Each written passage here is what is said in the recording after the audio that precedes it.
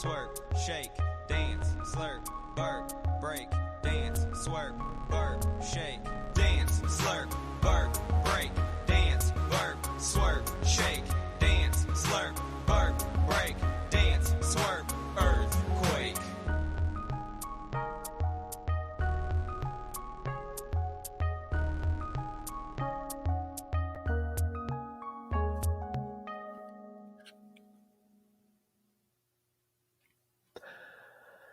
What's up, everybody?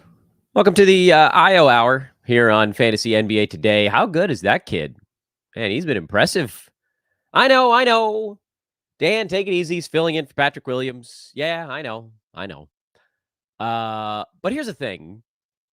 Anything can happen at a trade deadline. I'm here.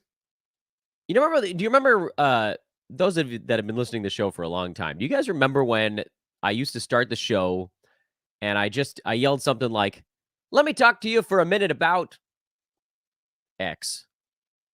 I don't know, whatever it is. Thing. Let me talk to you for a minute about thing.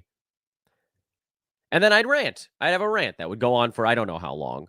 Because it was like the counterpoint to everybody that was like, Dan, you talk about too much random crap at the beginning of your show. So today, let me talk to you for a minute about Ayo Dosunmu, who I am weirdly excited about. And I get it. All of the setbacks, they are all there. But here's the thing. And you see this with a lot of guys who finally get a chance to actually shoot. Because, and we've been talking about Koulibaly since November, when everybody's been yelling at me, oh, he's a stash. Like, okay, maybe, like, if you're willing to stash for 3 months. Well, guess what? Now it's like a week and a half instead of 3 months. Okay. There's a thing that happens. And Ayo, by the way, is a much more polished basketball player than Bilal Koulibaly, because Ayo's been in the league for whatever it is, third year or something like that. The thing about Dosunmu is that what we've seen from him is translatable. He doesn't get enough credit for the fact that he's actually a good percentages guy. He shoots 50% from the field and 80% at the free throw line, which is like kind of a neutral, but still, again, like a work in progress. And he doesn't really take many, but regardless. And he hits a three-pointer on 38%. So he's a good percentages guy that I don't think gets credit for being a good percentages guy because he doesn't take any shots. That's been the knock so far, or at least the fantasy knock. But that's because Zach LaVine was around for a lot of these games. DeMar DeRozan, Nikola Vucevic, Kobe White this year, obviously with way more of the usage. Patrick Williams, not a big usage guy, but was kind of in front of him here. And now what you're seeing is that with LaVine out, who we know is still on the trade block. I haven't heard much about it in a little bit, but, you know, his, like, ankle reevaluated in a week thing suddenly is like, we'll reevaluate him on February the 8th in the afternoon.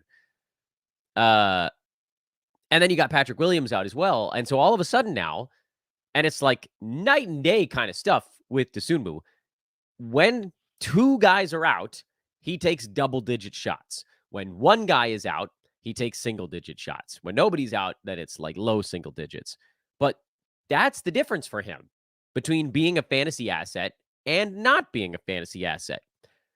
And I know what you're thinking. Dan, over the last week, he's shooting like 65%. That's not sustainable. You're right. He's not going to shoot 60% long term. But we have seen that he can be near 50, which is still pretty good.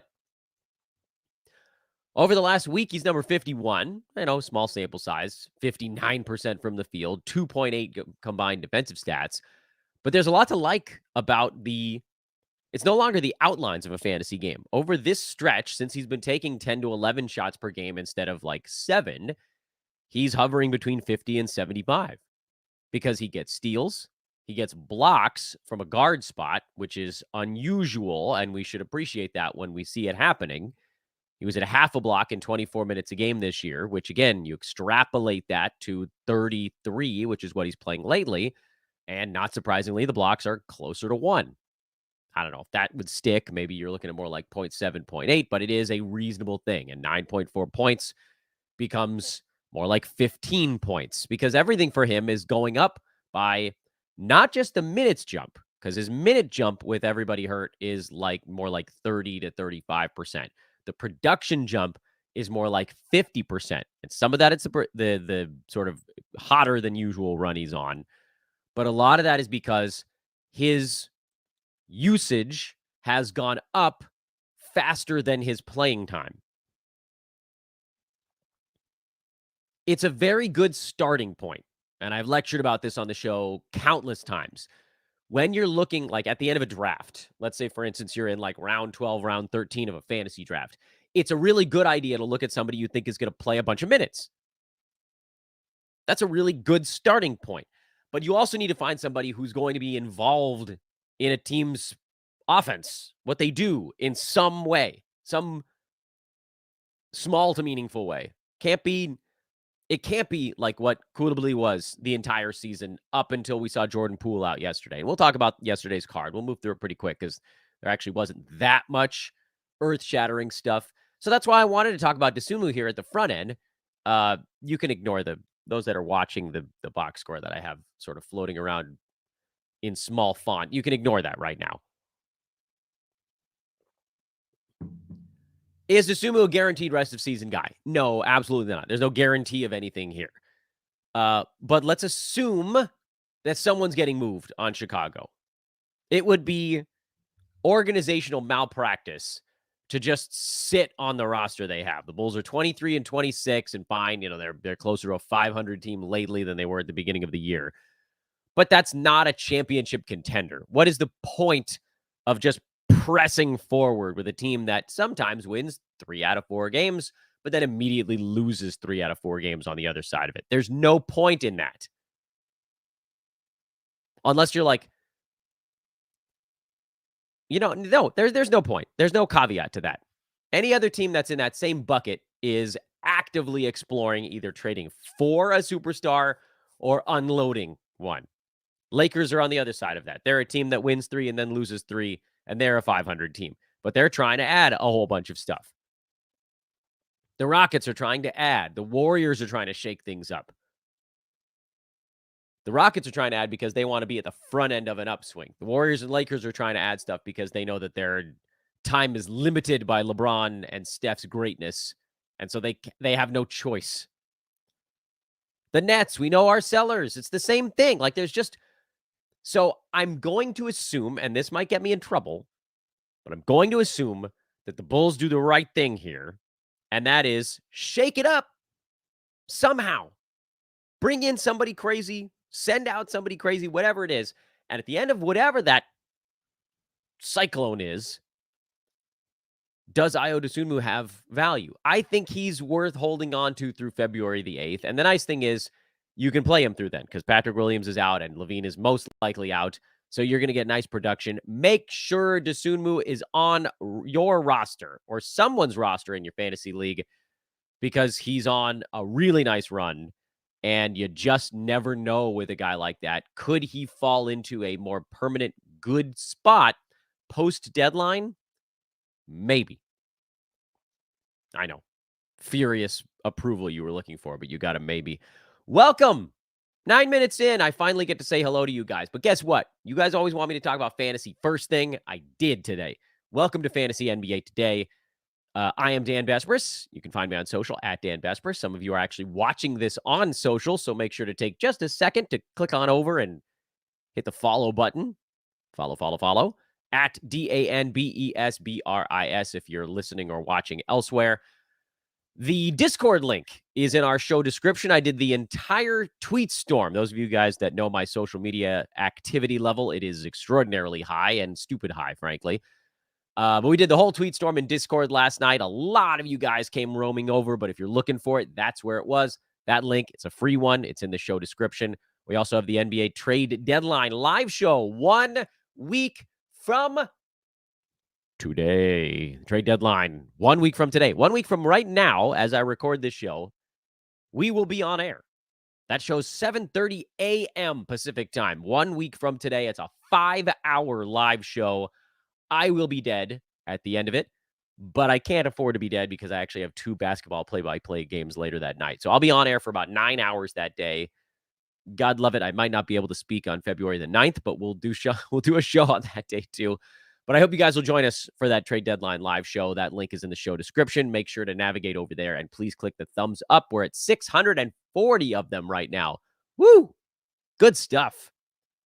Good stuff. And check out our partners at manscaped.com. Promo code there is ethos20. I like to do this little thing for those that are watching video.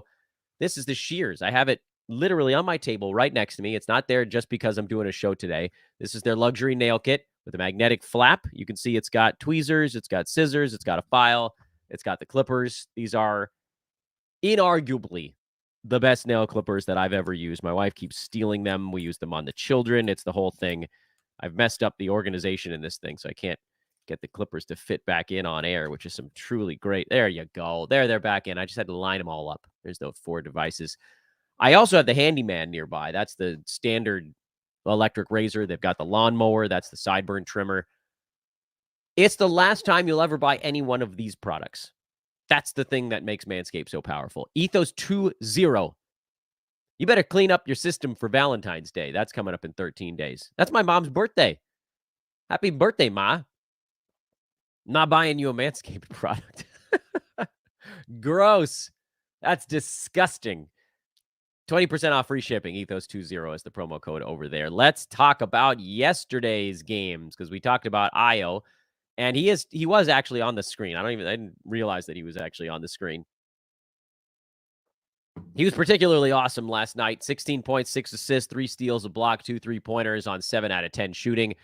Kobe White had 35. Caruso had 10, 5, and 3 with 2 threes and 3 blocks. Vooch, 22 and 12 with 2 blocks. DeMar DeRozan was able to sleepwalk through this one a little bit. But whatever. Cut the man some slack. He didn't have to be good, so screw it. This is the magic of playing the Charlotte. Sorry, you know what? I'm calling them the Bobcats until they actually start trying to win some ball games again. Miles Bridges, he's put up gigantic numbers this year, and I've ignored every single one of them because he wasn't a player that I really wanted to root for. Now, obviously, his numbers are inflated by the fact that Gordon Hayward's been out, and Terry Rozier got traded, and Mark Williams is out, and LaMelo Ball is out. This team is the walking dead. Not quite Mavs level, or Grizzlies, but they're up there.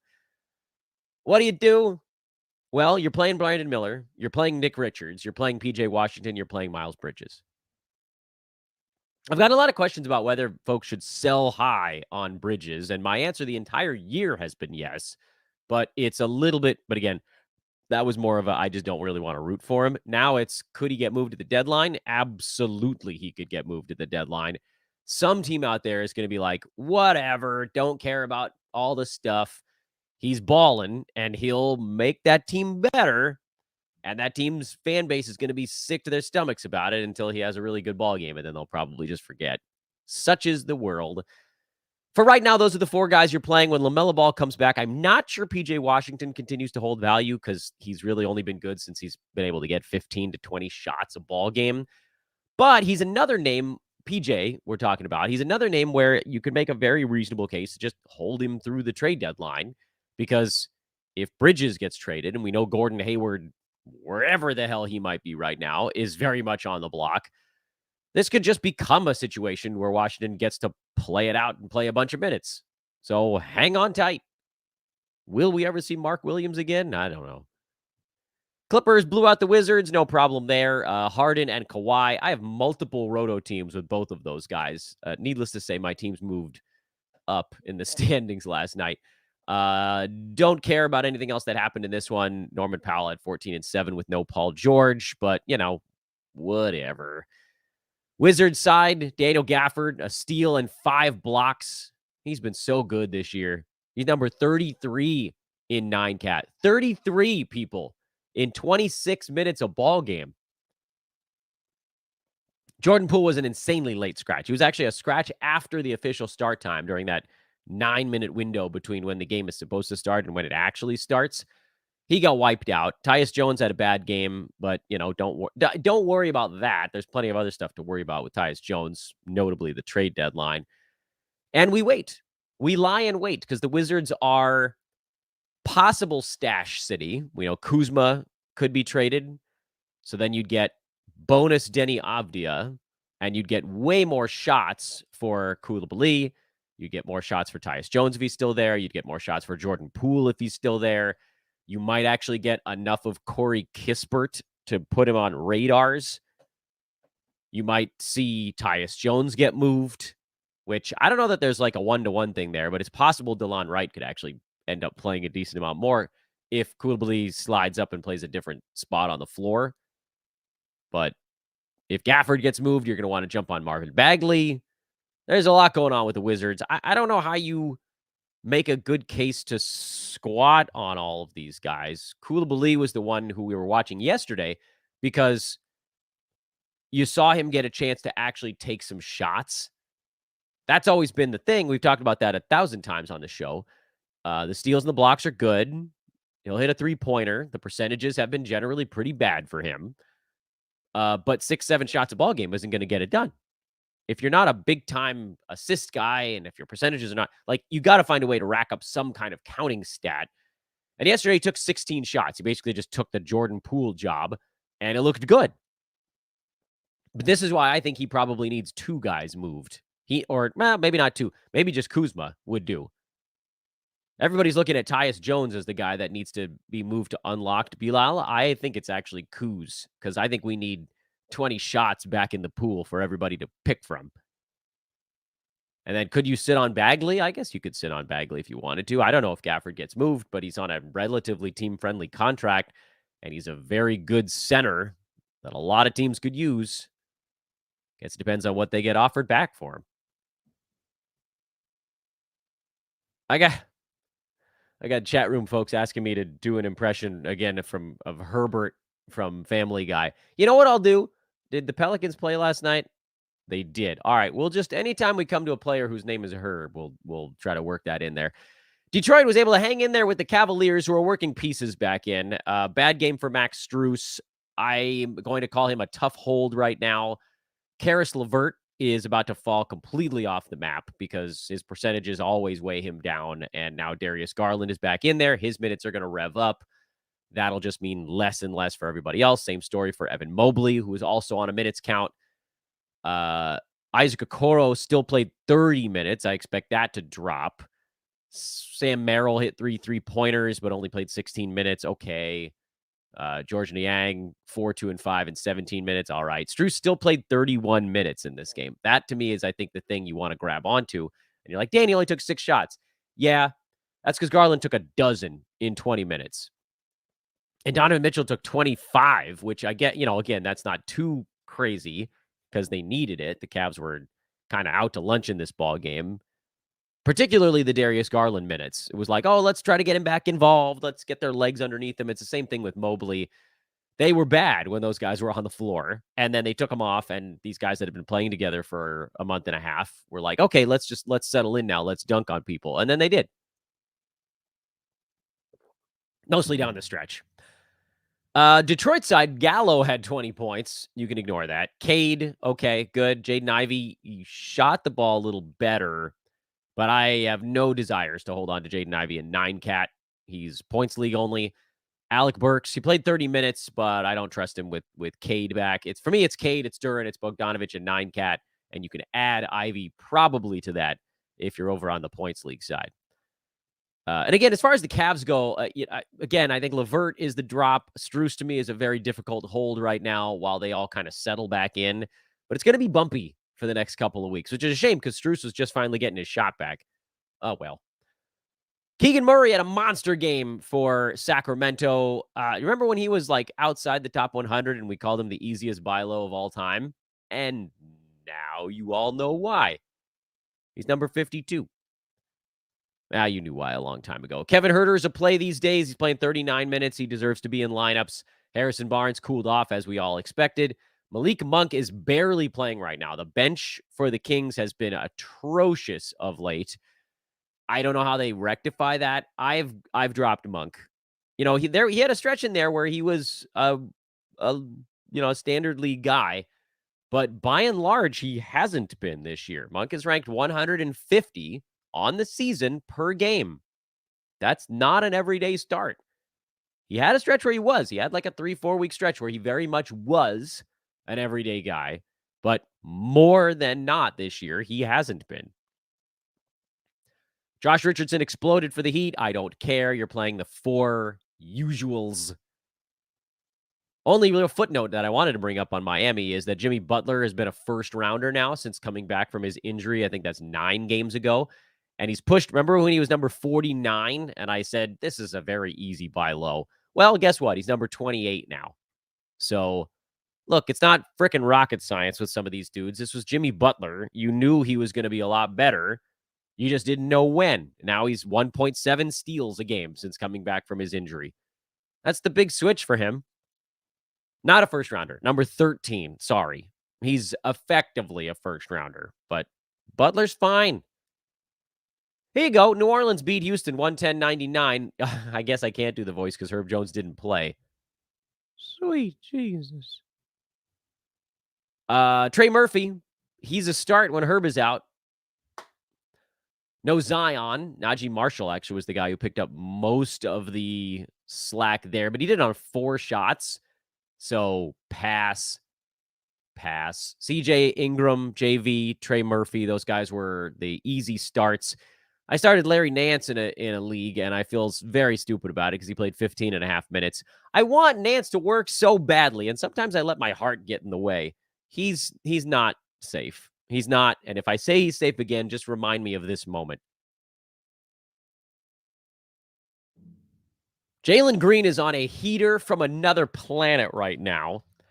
No matter what he does, he can't get himself inside whatever. He's still, like, even over the last month, he's outside the top 100. But over the last 2 weeks, he's gone completely buck wild. And he's number 27 over that stretch.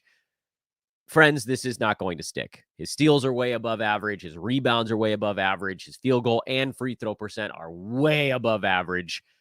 This is a prototypical sell high moment because someone out there is going to look at this and say, well, who's to say that he can't just do this the rest of the way? The law of averages suggests that he can't do it the rest of the way. At some point, he's going to level off. Maybe he did take a small step forward overall, but we're talking about a guy who was outside the top 200 and, step forward when it levels would be still probably outside 9-cat territory. But look, right now, you could probably trade Jalen Green and get somebody in the top 75, 80 range right now because of what he's doing, which is much better than that right now. So go see if you can get D'Angelo Russell. If somebody's freaking out about D'Lo, or go get Zach LaVine leading up to the trade deadline, or go get frickin', I don't know, who else is in there that people are sleeping on. His teammate, Jabari Smith Jr. is number 86. He's safer. I don't know who else you can get in there. I don't know who else in there you'd want. Chris Middleton, maybe? That might be a reasonable move. Feels lateral, but actually a little bit of a bump. Zombie Mavericks obviously lost this ball game. Rashawn Holmes got the start and played 30 minutes. I can say with every fiber of my being, I had no idea that was about to happen. I thought for sure they'd start either Dwight Powell or Maxi Kleba.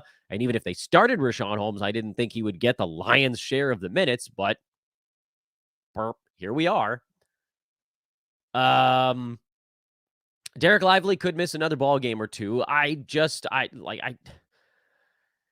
Even if they say Rashawn is starting the next ball game, I don't know that we can trust he's going to play 30 minutes. Could we possibly? He basically hasn't played the whole year. I'm going to say no. Too risky. Tim Hardaway Jr. is basically the only guy you can stream when Luka and Kyrie are both out. I'm assuming they're going to try to get Luka back in for their next ball game, but who the hell knows? And just leave the rest of this decrepit graveyard of NBA players alone. Mike Conley was back for the Wolves. That's the only footnote there. Naz Reid got a little bit of bonus run here in the blowout. We move along. Jalen Suggs had 4 steals for the Magic. He's trying to convince me to pick him back up again, and I'll tell you, he's doing a decent job of trying to convince me of that. Now, grain of salt, this was against the Spurs, so I don't think I'm re-adding him yet, but I'm watching Suggs very carefully.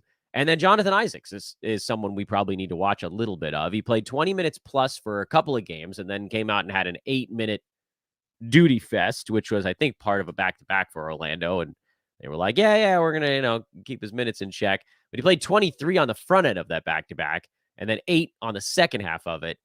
And so over his last 4 games, it's 22, 23, 8, and then 18. And in the 3 games where he's played 18 to 23 minutes, he's basically been a roto guy or cusp roto guy. In those 3 games, he has 6 blocks, only 1 steal, only 1 3-pointer. You don't have to add him.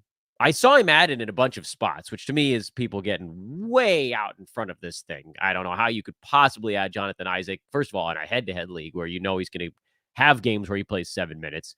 And even if it's roto, even if you start him, or even if you pick him up, I don't think you can start him right now. I think you just have to watch. Markelle Fultz was fine.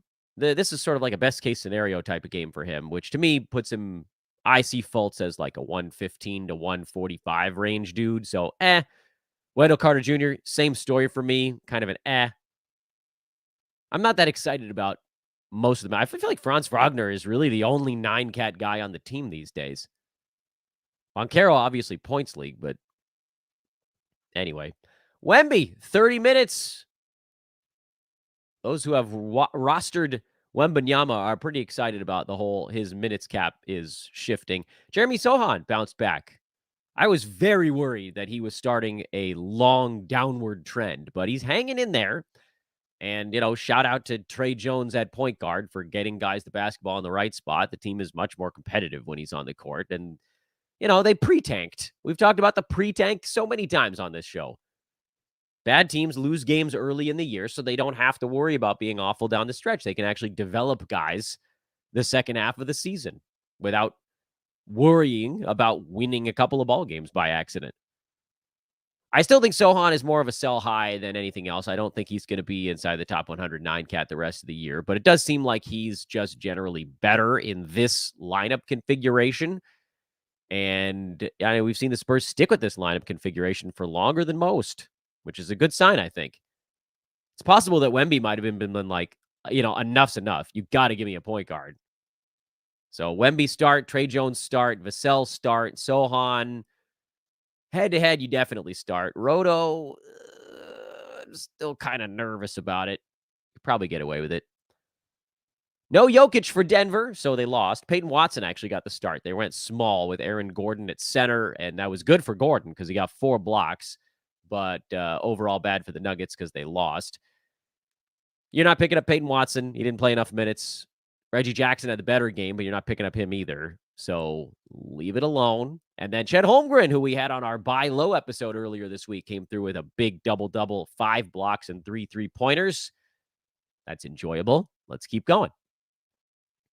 Phoenix beat Brooklyn. This was the Kevin Durant returns to Brooklyn game. He had a big one, to no one's surprise. KD remains at number 9 in 9-cat.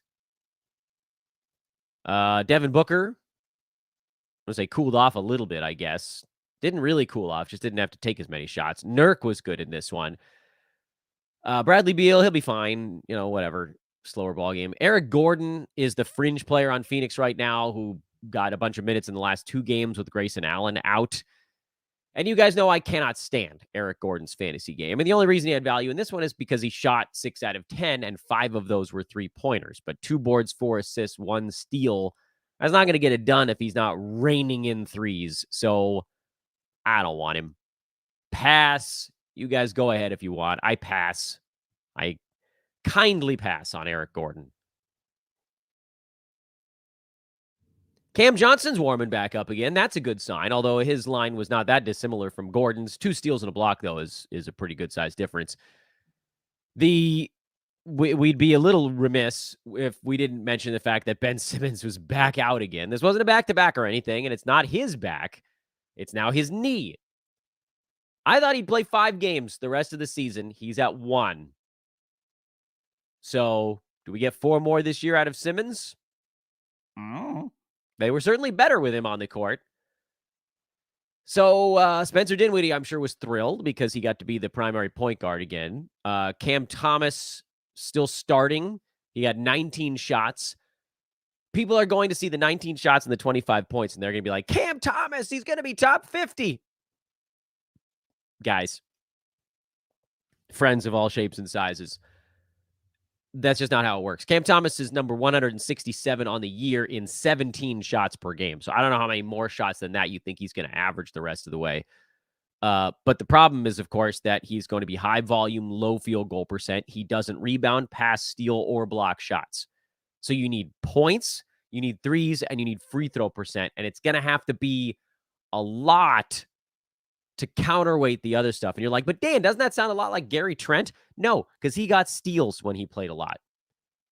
Listen, don't get me wrong. Cam Thomas is fun. He's, he can come out, he can start, he can come off the bench. And when he gets hot, it's ridiculous. It's actually cool to watch from a reality standpoint. But fantasy-wise, his game doesn't translate to 9-cat all that well. So when he goes on these little runs, that's when you should be like, oh, I can convince somebody that he's shooting 52% right now and he's not going to go dropping back to nothing. Or if he has a game where he gets a couple steals like this one, you try to pawn that off. Same thing you just did with Jalen Green. Go try to get somebody in the 80 range. And I promise you'll be happy you did, because then you dodge the crazy ups and downs. Lonnie Walker had a big ball game. Again, kind of out of nowhere. No Dorian Finney-Smith. That certainly freed some things up. And then no Ben Simmons. So there was someone was going to have to do something else. Odds are it would have been Royce O'Neal, but they didn't like what he was doing. So they went to Lonnie Walker to see if he could score him back into this ball game. But, wasn't enough. You're not picking him up. That's the short version of that one. And then Portland beat Milwaukee in the Damian Lillard returns home game. Dame took a lot of shots, to no one's surprise. He missed most of them, which I think also shouldn't be that surprising. And Portland actually did something really smart. Young team made a smart play down the stretch. They doubled Dame on basically the last play of regulation, forced him to give it up so that he couldn't beat him with a last-second shot. I think Brook Lopez ended up shooting it and missing it, and Portland beat him. Smart. That's a smart play. I don't know. Coaching staff probably said it, but the players had to execute, and they did it. Kudos. So Doc Rivers is 0-2, including a loss to Portland. Be careful what you wish for, Bucks fans. Brook Lopez, though, so far seems quite happy to have Adrian Griffin gone. He's out there just chucking away right now. Brolo's back up to number 25 in 9-cat, scoring a bunch. Go figure. As far as Portland goes, I don't know if I have to talk you guys down again on Jabari Walker, who was fine yesterday, but he played 16 minutes. Wasn't like it was foul trouble either. They just went another way. Because right now, they're only down Shaedon Sharpe. And we talked about this over and over and over again, and I don't want to do the whole spiel. But for Jabari Walker, I really do think he needs another guy out of the way. And I feel like I need a name for these players, because we've talked about 3 of them on today's show. Coulibaly, Ayo Dosunmu, who started the show with. These are the 2-aways. They're 2-aways. Coulibaly needed Jordan Poole out. I guess that was it yesterday. So not a 2-away. He's a massive usage away, basically, on that one, which for a lot of teams is a 2-away. Jabari Walker, 2-away. Sharpe needs to be out. They need one more guy out so that he can go take more than 4 to 8 shots a game. And it's not a knock on the player. It's a knock on the opportunity. These players, Ayo, Jabari Walker, Bilal, when the team is mostly healthy, they're taking 6, 7, 8 shots a game. It's just not enough unless you're an absolute defensive wizard. If you're averaging like 3 defensive stats, okay, fine. You can take 8 shots a game. See Herb Jones, basically, who I think is even more than that himself. He's at exactly 8 shots a game this year. Good example, Dan. Way to pull that one out of your rectum. That's what it takes. He's at 2 defensive stats a game and good percentages in both. That's what it takes to be an 8-shot-a-game guy, and Herb Jones is number 81 in 9-cat. So if you're like, I guess maybe Ayo could hit that point. I mean, maybe. Herb's a better free throw shooter and probably a better shot blocker long-term. But when you look at a guy like Jabari Walker, who doesn't get defensive stats, in fact, sort of notably low in those, and you're like, well, what does this guy do? He can rebound. Rebounds have been pretty good when he's getting minutes this year, but he's not going to score very much unless a bunch of people are out of the way. And so now you're talking about rebounds. And so it's a 2-away. It's a 2-away. If you want to squat on him to the trade deadline, have at it. Because We think Brogdon's on the block, although he came out yesterday and was like, I love it here. I'll stay. Okay, fine, whatever. But Portland, again, you're in rebuild. You got to get something. I know you want the veteran leadership, but hopefully Jeremy Grant and DeAndre Ayton can provide some of that. Maybe not as much as Brogdon. Yeah, he'd probably be good for the young guys. But even if they don't trade him, I got to assume he doesn't really play that much down the stretch. And Sharp is out already, but Sharp is ramping back up to playing. So you need Brogdon traded, and you probably need Jeremy Grant traded. Sorry. And Scoot's going to get to do more down the stretch also. All right, let's do the our ritualistic chat room check here as we get towards the end of the show. And it's a little quieter chat room today. That's okay.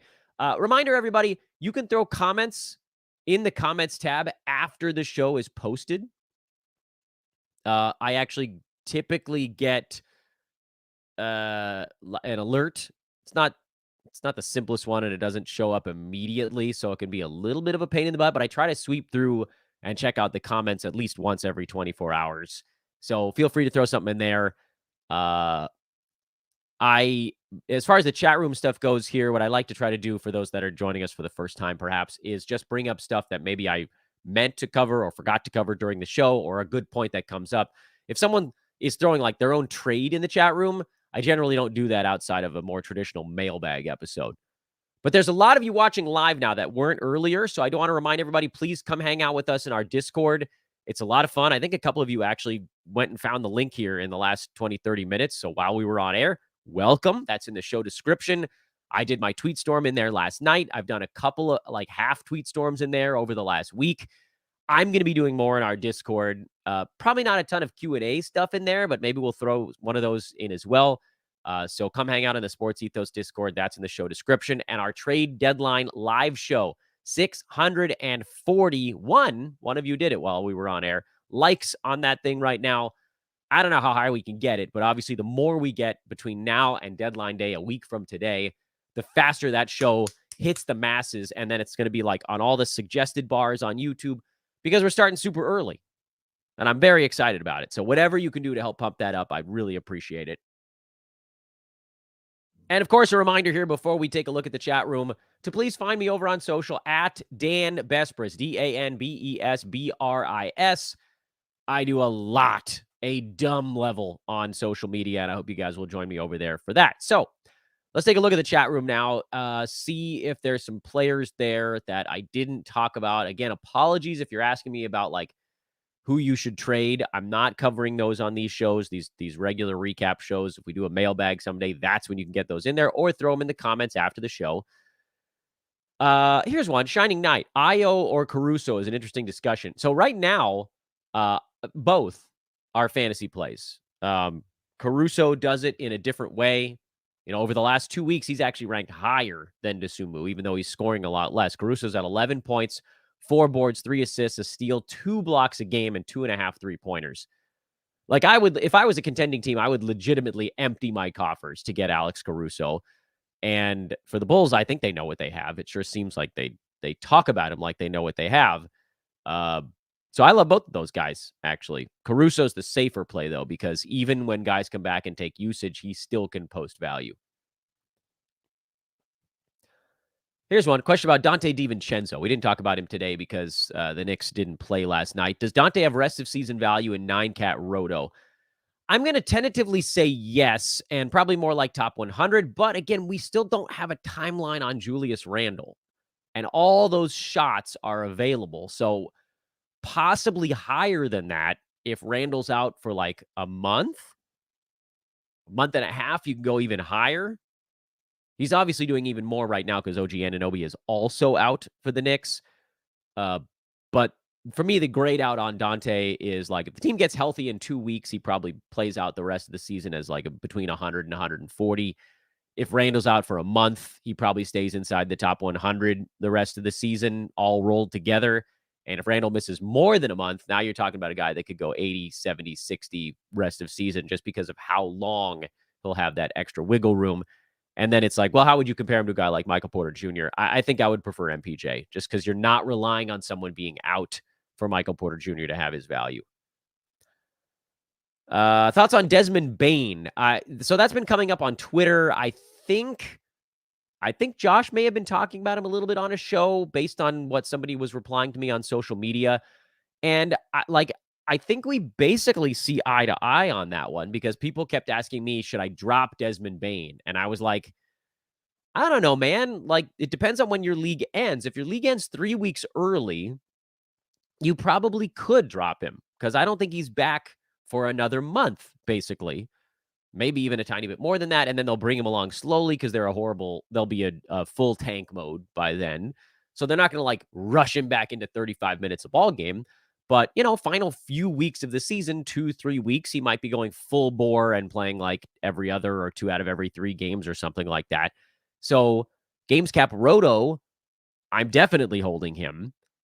Head-to-head playoffs go to the end of the regular season. You probably try to hold him. And for me, the only way that I was definitely dropping him was if my league ended 3 or more weeks early. And that meant that your playoffs start 6 weeks from the end of the regular season, which is basically like a month from today, basically, give or take. And so that's like when Bane might come back. And so then you're like, okay, now this guy's a huge headache because he's going to probably not play back-to-backs at that point. He's probably going to play 20 minutes when he comes back, and then 24, and then 25, and then 27, and whatever. And you're getting these like partial Bane games where you can't stash him anymore, and you want to be able to move. You can't take zeros in your postseason. And so that was the only time that I was like, yeah, you probably move on. But even in the comments, I've had people ask me questions on these shows, have you dropped Desmond Bain? And in the league where I have him, I have not dropped him. I dropped Marcus Smart instead because I was like, well, even if Smart comes back, what is he, a top 100 guy? If Bain came back in time to be a factor, he's better than that. Do you believe Herbert will be traded? Sweet. Make sure you stretch out those screamy hamstrings. No, I don't think he'll be traded. I think the Pelicans would be insane to do so, but they got to at least see who they could get back for him. And a lot of teams will ask on Herb Jones because he's good and he's young. Who are we streaming for this Grizzlies back-to-back? Oh, Lord. Well, we got to see who's playing is sort of the thing. If Santi Aldama just got downgraded to questionable, by the way, so it might get even worse. We don't have the morning Grizzlies injury report, but when we get it, we'll talk it through over on social media. So this is a really good question, but we don't have enough information right now. And it's, 10 in the morning Pacific. So we got, what do they play 5, their home game, Central Time, I think. So we got 7 hours to figure this one out. Let's not do anything right this second. Aaron Wiggins question mark.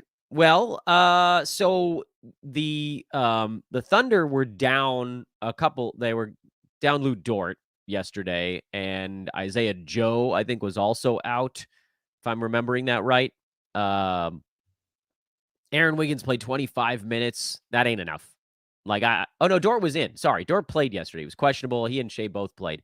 So I think it was just Isaiah Joe that was down. Nah. Thunder don't trust any of their guys enough to just roll them out there every night. So that's a no. That's going to be a no for me.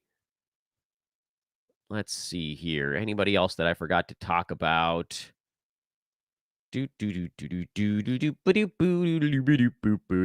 What's happened to Terry Rozier? Settling in with a new team. He'll be fine. They'll figure it out. These things take time. We always and it's partially my fault. So I'm like, oh, it's going to take a week or 2 to settle in. Sometimes it takes a month. Sometimes it takes 6 weeks to settle in. Stick with it. He'll be okay. Probably a buy low, honestly, because someone might even be thinking about dropping him. You might be able to get Rozier for like a top 100 guy, and he'll be better than that once he settles down. Should we be optimistic about Dennis Schroeder? No-ish. He's been very good with no Quickly, no RJ Barrett, and no Jakob Pertl, but more so the first 2 guys being the big factors there. Bruce Brown might get traded at the deadline. I don't think they're moving the other guys on the wings or in the backcourt. So he'll be better than he was when the team was at full strength like a week ago, but I wouldn't be optimistic because when Quickly and RJ Barrett comes back, Schroeder goes back to unfortunately not doing as much. but maybe that gets him back to like the 100 to 140 range instead of outside of that. Does that count as optimistic? Any news on Embiid yet? No, not yet. Still waiting on the MRI results, which were supposed to be yesterday. The fact that they didn't say anything actually makes me pretty nervous about Embiid. I'm thinking he's out weeks and not days. And I'm hoping, I guess, it's only weeks and not months. But that's my guess is weeks right now. Do you think there's a shutdown risk for LaMelo Ball and Victor Wembanyama? I mean, we're already kind of seeing the LaMelo Ball shutdown. He's only played in 22 games again this year, but I don't think they're just going to pull the plug, mostly because he's only played in 22 games. I think you'll see him take days off periodically, but I also think that they would like to get him some actual run because he missed a lot of last year, and they're not going to push him through anything, but I don't think they're going to shut him down completely. Will Jared Vanderbilt get the start for the Lakers soon? If anybody over there has half a brain, the answer is yes. Now, I want to defend. This is going to seem dumb because overall, I think their coaching staff has revealed itself to be wildly overmatched this year. But when Vando first came back from injury, he was moving horribly. It's only within the last week and a half, 2 weeks, that he started to look like himself. But that should have been the moment. They should have been like, all right, you're ready. Get the hell in there. And they still haven't. Scottie Pippen Jr. needs to be rostered. Get him off the waiver wire. Yeah, I mean, again, it'll depend on who's in and who's out, but it does seem like there's probably enough guys out that Pippen Jr. could be started, at least on the head-to-head side. I don't think I'd use him in Roto. What about G.G. Jackson? Head-to-head, yes. Roto, no, I'm not comfortable enough. De'Aaron Fox or Tyrese Maxey, 9-cat. Oh, it's got to be Maxey by a lot. Like, by a lot. Tyrese is number 17. De'Aaron Fox is number 44. Unless you're punting free throw, that brings them a little bit closer together.